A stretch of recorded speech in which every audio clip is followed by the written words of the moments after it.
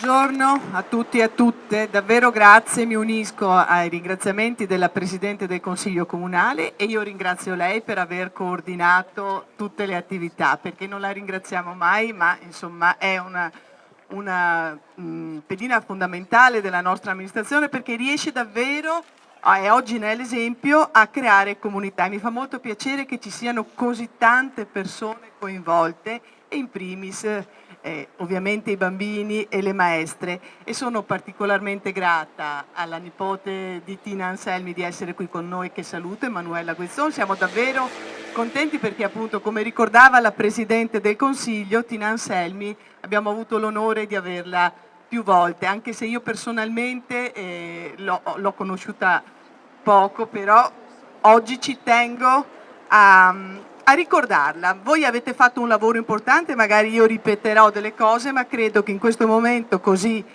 solenne sia importante ricordare Tina Anselmi e alcune delle cose insomma, che ha fatto, perché ne ha fatte davvero, davvero molte.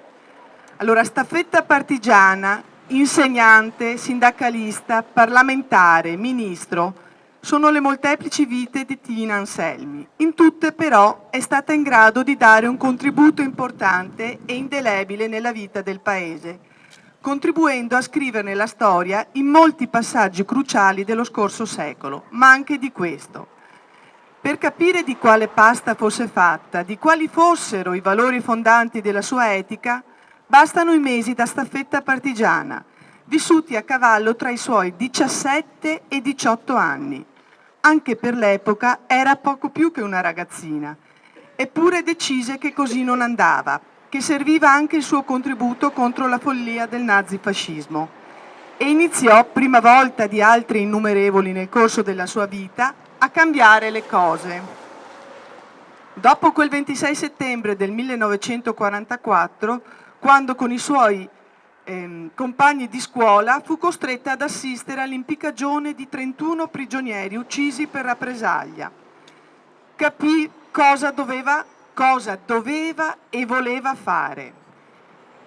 Entrò nella Resistenza iniziando a fare la staffetta.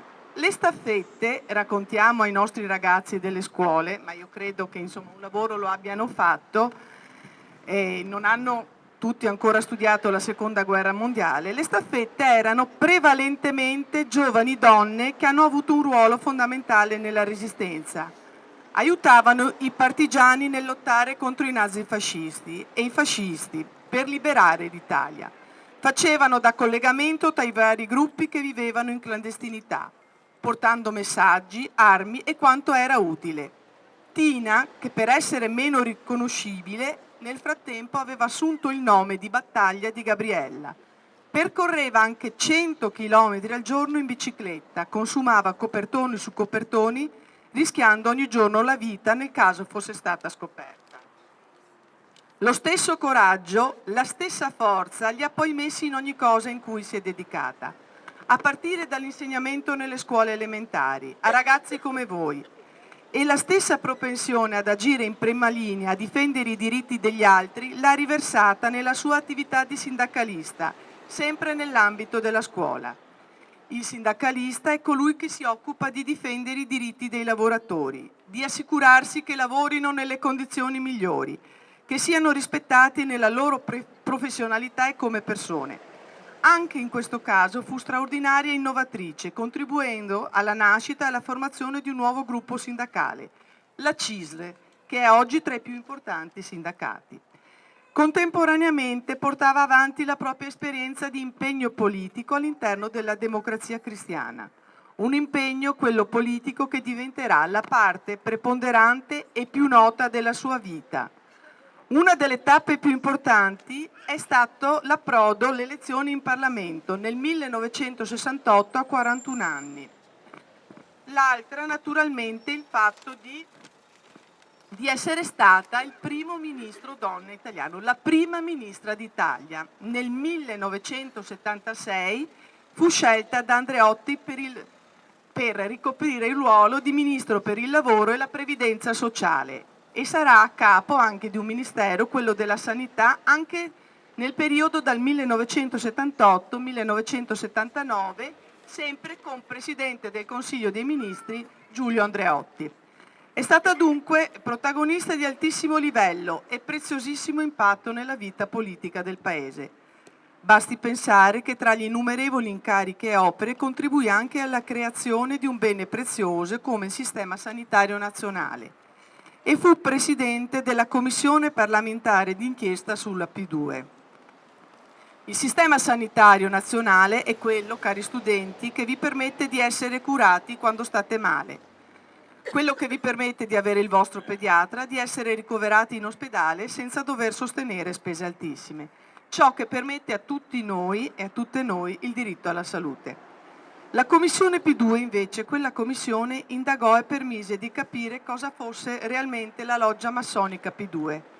La P2 è stata in sostanza il tentativo di alcune persone attorno agli anni 70 di sostituirsi al nostro Stato e di abbatterlo attraverso un colpo di Stato, creando al suo posto qualcosa che ci avrebbe tolto le libertà fondamentali, le stesse per cui Tina Anselmi aveva lottato durante la Resistenza.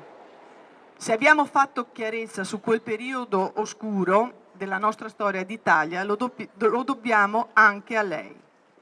Stentano a venire in mente altre persone che abbiano avuto un ruolo di primo piano e abbiano saputo svolgerlo al meglio, con integrità e competenza, così a lungo nella seconda metà del Novecento italiano. E non parliamo solo di donne, ma anche di uomini. E questo è un dato straordinario se parametrato ai tempi, alla condizione della donna che caratterizzavano la nostra società negli scorsi decenni. La misura di questo gap tra generi lo dà proprio uno dei traguardi della vita di Tina Anselmi. Fu la prima donna ministro italiano, ma la democrazia italiana repubblicana arrivò a questo traguardo solo nel 1976. Cioè ci sono voluti 30 anni prima che fosse nominata ministro una donna, prima che ciò fosse possibile, oltre che pensabile. Questo dato dà la portata di cosa sia stata capace di fare Tina Anselmi, di quali fossero le sue doti. Tina Anselmi è stata tutto ciò che abbiamo ricordato finora e anche di più. È stata una pioniera dello sviluppo della condizione femminile, in Italia certo, ma soprattutto è stata una figura di primaria importanza per il nostro Paese. Una persona che ci ha lasciato eredità ed esempi preziosi in molti campi. Quindi siamo felici ed orgogliosi che un luogo della nostra città, nella sua regione, che è la regione Veneto, peraltro, d'ora in poi porterà il suo nome e perpetuerà la sua memoria. Davvero orgogliosi.